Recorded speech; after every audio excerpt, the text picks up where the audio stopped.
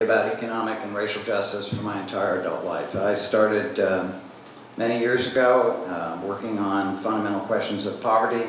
I was a leader in the anti-apartheid movement on apartheid in South Africa. I spent a lot of time there, and when I was there working on the relations between the United States and South Africa, I realized I didn't have to go to South Africa to find institutionalized racism, that we have it here. And so I've given most of my life to working on that very specifically. The job I held immediately before this was with UMass Boston, where the challenge was to work with communities, lower income communities, communities of color, with activists, to address the intersection of the day-to-day problems they face with displacement, with unemployment, with public health challenges, and the increasing pressure that's being put on them economically and ultimately by climate change. So I spent a great deal of time organizing people, meeting with folks. And gun violence, as I said, is both a cause and a symptom of problems. It's a symptom in that we have desperate people who think they have no other options, who fall into a pattern of behavior or a pattern of addiction for which there is not adequate treatment, where we have ignored, as I said, sheriffs around this state are shocked that we are willing to provide services when people are in prison, but not before and not afterwards. So this really has to do with who we are and what we want to do as a state.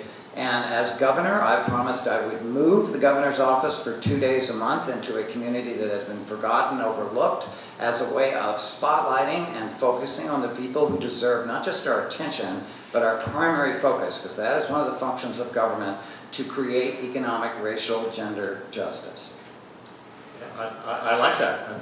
That's actually some good stuff in there. I'm not sure I'm wild about it when he agrees with me. Well, we'll keep working at it. But you know, the idea is that we're looking for the solutions of what's going on, especially in the inner cities. One thing I'd like to point out about the inner cities, especially living there, is that they're not running around with assault rifles. We're talking about handguns.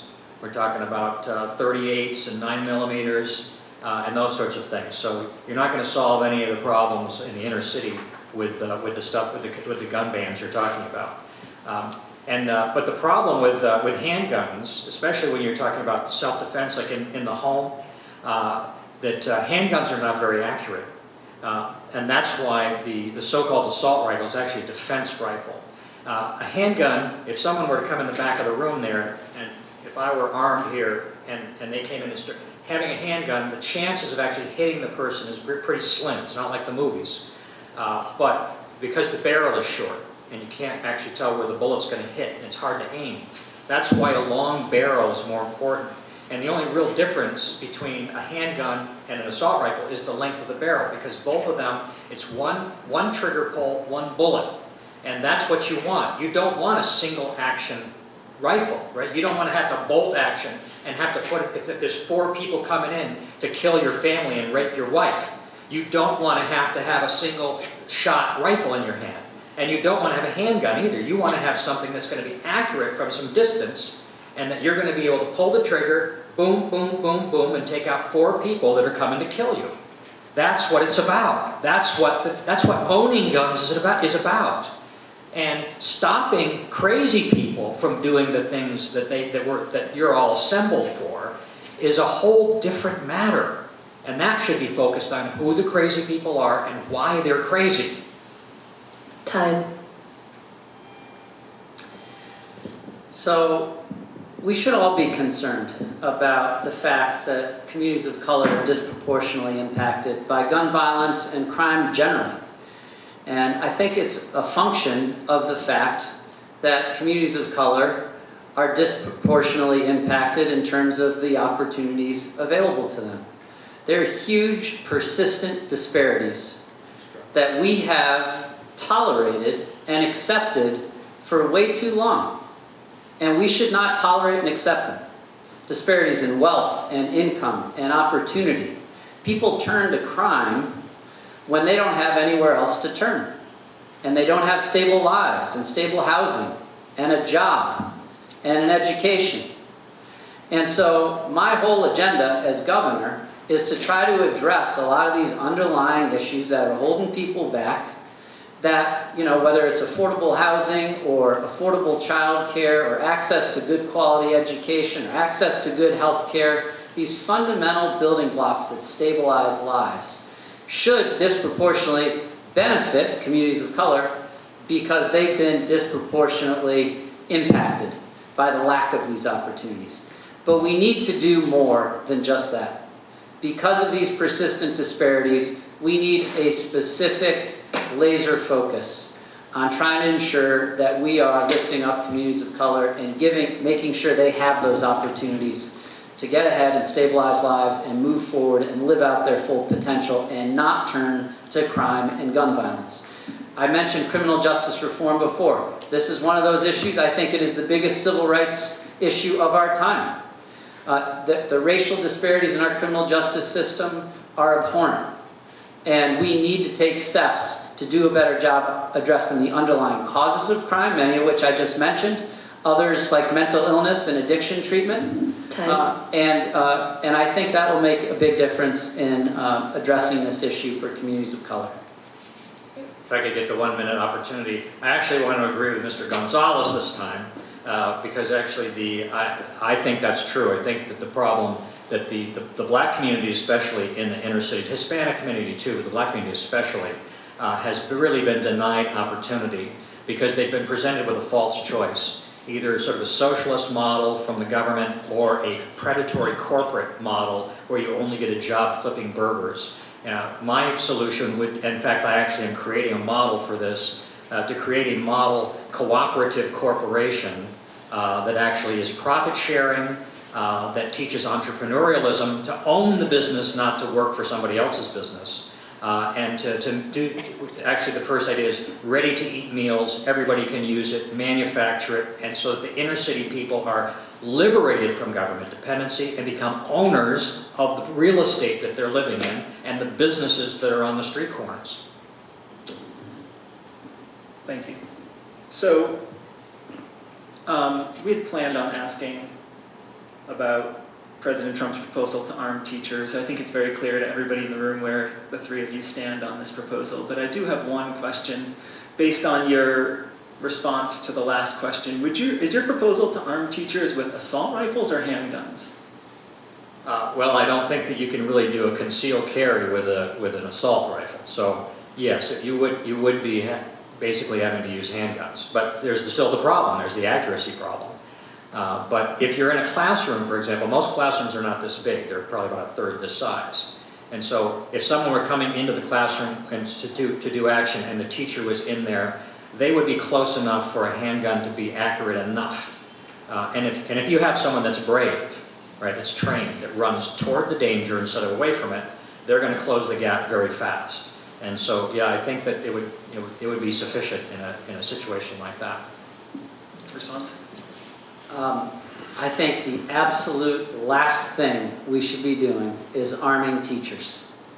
Teachers whose job and what they're trained to do is teach our young people and develop them as people.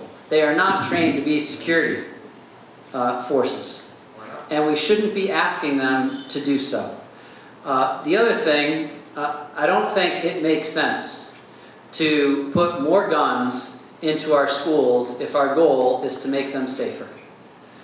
We need to be taking reasonable steps to make our schools safer. Restricting access in reasonable ways. Making sure students and teachers and administrators are trained and have plans for how to deal with emergencies. But the first and most important thing we need to do is all the other stuff we've been talking about. Everything to make society generally safer from gun violence. And we need kids in schools to feel like they are in schools, not in detention centers. Oh, yeah. Sometimes, I just can't believe we're even having this conversation. I mean, in many parts of the world, the gun violence rate is much lower. The gun ownership rate is much lower.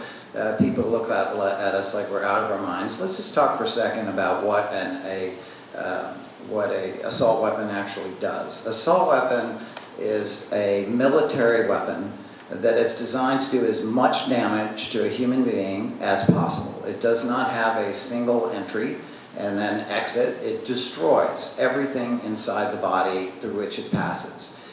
This is one reason why Donald Trump and the Republican Party do not want pediatricians talking about the impact of these bullets on children. And I have read some heartbreaking accounts of surgeons who've tried to open up, in particular one little girl, in order to protect her and save her, and literally her organs didn't exist anymore. They had been liquefied. This is a military gun. And I was very moved when I heard a former Marine Corps officer at the gun violence, which I wish Governor Baker had heard, the gun violence march. And she said, I was a Marine officer. I was trained to shoot these weapons, and the last thing I want is one of those weapons in one of my classrooms. She said, if you want to arm us with books, arm us with resources, arm us what we need to teach, and do not distract us with this idea that somehow if we increase the number of weapons, we are going to lower the number of deaths. That is absolutely statistically wrong. And I want to ask you again, Mr. Lively, are you wearing a handgun right now? And if not, why not? Given that somebody may come in the back of the room. Why is it that you've seen the... Bob, that is, a lot of what you just said is very silly. It's the ammunition that does the damage, not the gun. If a normal bullet, there's different types of bullets. See, the ignorance about weapons themselves in the room is palpable here. If you actually knew anything about guns, you would know that some bullets have a steel casing, they're smooth on the outside, they pass through the body. It just depends on what bullet you put in the gun.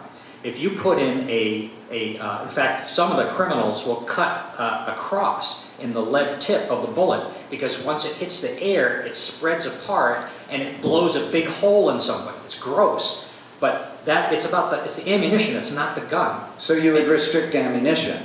I would be more Yes or accurate no? in my description. Yes or no? Would you restrict the kind of ammunition available to gun owners in this state in order to prevent the kind of murder that you seem unwilling to address? Yes or no? Well, no, I would All right, not. there I would you go. not. But the point is that what you're making the argument that this particular type of rifle should be banned because of the damage that it does to the body that's somehow different than other guns. It's not true. Well, I'm sorry. The assault weapon fires at a 3 times the speed and rate. No. Assault. It's not an automatic weapon. We're going to call It's We're gonna move on then. one trigger pull, one bullet. Same as a handgun. Time. That's all it is. And the Time. Okay, sorry. Thank you.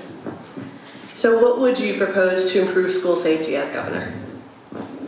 Of course, we know Scott Lively's opinion on that, but we'd like to hear all the opinions on that one. Is it my time?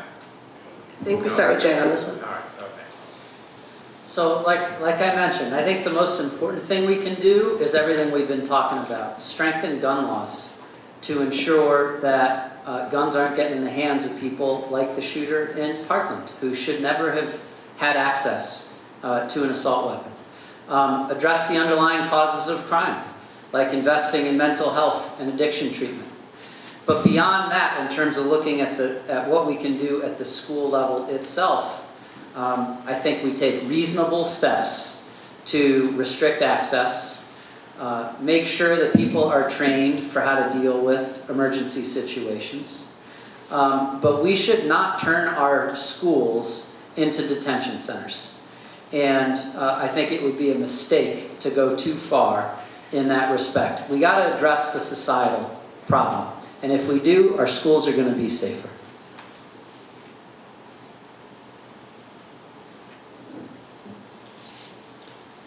Well, Parkland had an armed security guard. Columbine had an armed security guard. So I agree that we have to look to the fundamental problems which we are distributing, allowing people who have serious mental health problems, who have poor records. We do not have a comprehensive background check system. The federal one that we've had has been undermined by President Trump.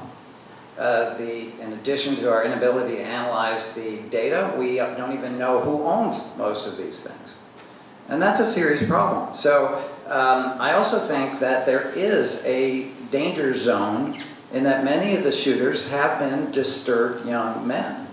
And one of the things that the CDC wanted to do was look at what are the behavioral indicators of risk. And I think we know some of those behavioral indicators. If you look at the Parkland shooter, the other students knew that he was troubled, isolated, angry. A person like that who is not treated, who's not addressed, who's simply expelled or graduates or allowed to fester, is likely to strike back. We know that.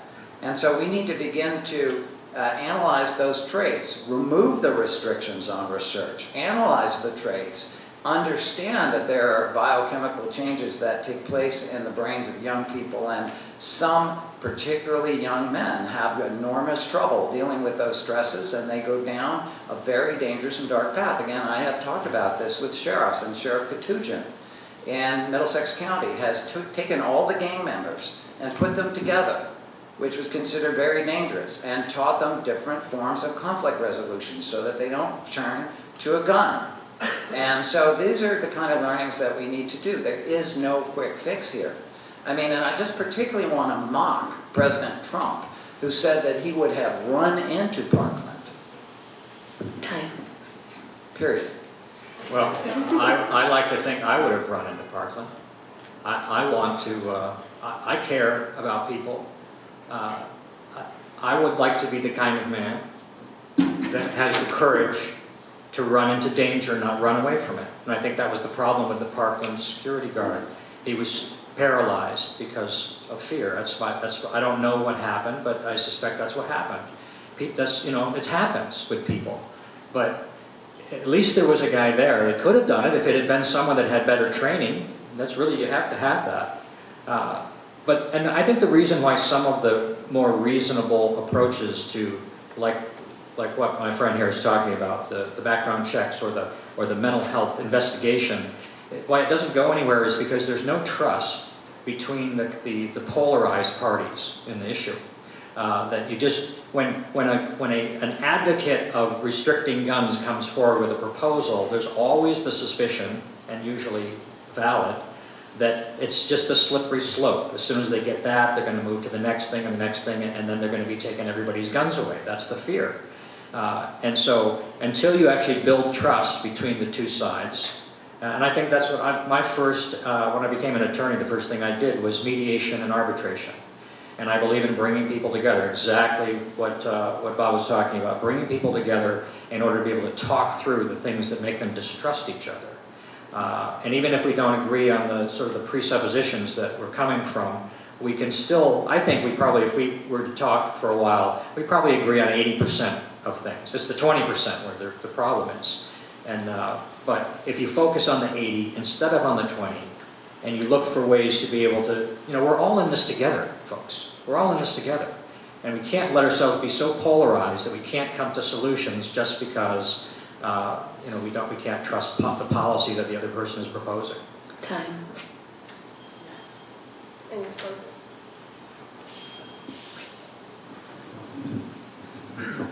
Okay, so I think we have time for one more question, so this will be the last question of the evening. After identifying individuals with mental health issues that would deem gun ownership unsafe to the community, what can Massachusetts do to provide mental and behavioral health programs leading to outcomes that decrease gun violence?